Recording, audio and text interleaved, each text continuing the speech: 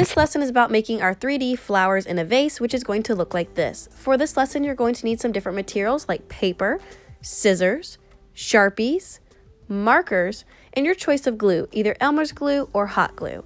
And don't forget your messy mat to keep your space clean while you work.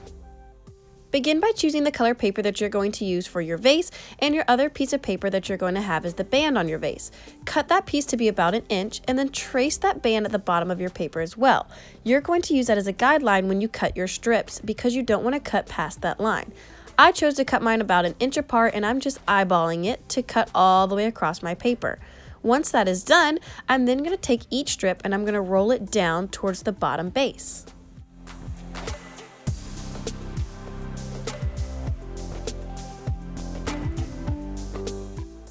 I'm going to get rid of that pencil line that I used as my guideline by just using an eraser to erase it off of my paper.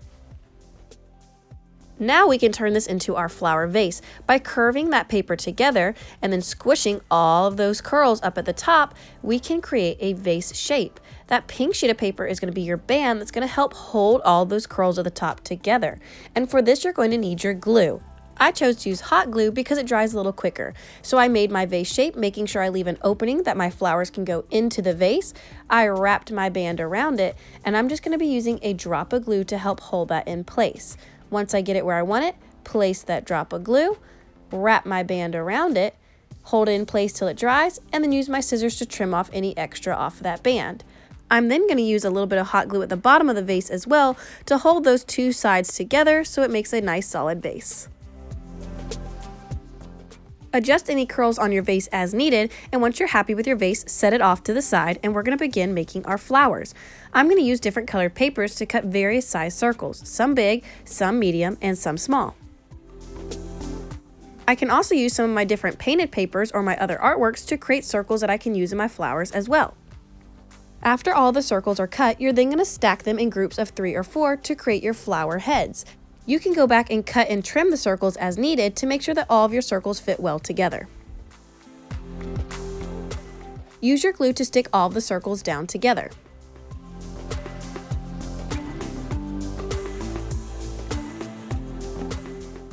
Then you get to have fun using Sharpies and markers to go back in and draw details for your flowers. Using different types of lines like straight line, curving line, wiggly line, and zigzag lines, you can make unique flowers. You can even use your scissors to trim the edges of your flowers to make them look more like a flower shape, or you can leave them just as circles.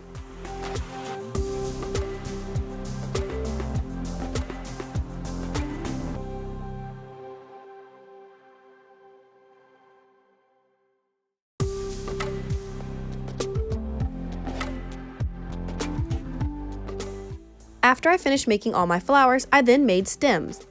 I took a green sheet of paper and starting from the corner using a pencil, I rolled it up and I used a little bit of hot glue at the end to seal up the stem.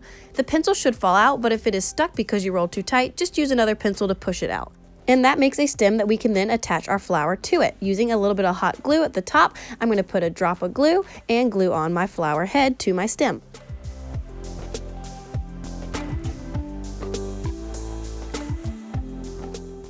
You can even recycle items like straws to be the stems for your flowers.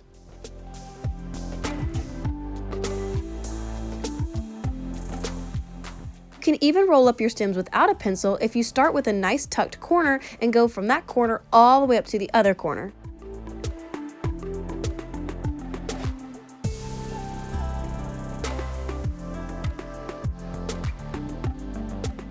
You can use your scissors to trim the stems to make flowers that are tall and short.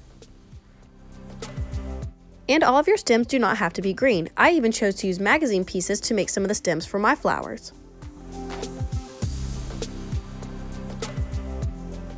And don't forget to make some leaves for your flowers. I just cut it out using my scissors, but if you need to use a pencil and draw out your leaf shapes first and then cut, you totally can. Once you have all of your leaves, use your glue and attach the leaves onto the stems of your flowers.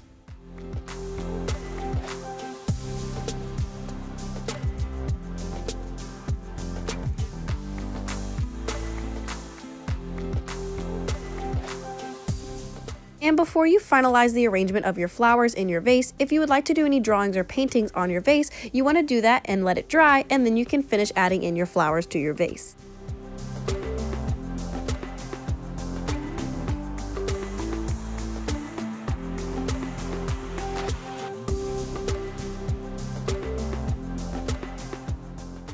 And that completes your 3D flowers in a vase, and these would be a great gift to give to somebody like your mom for Mother's Day.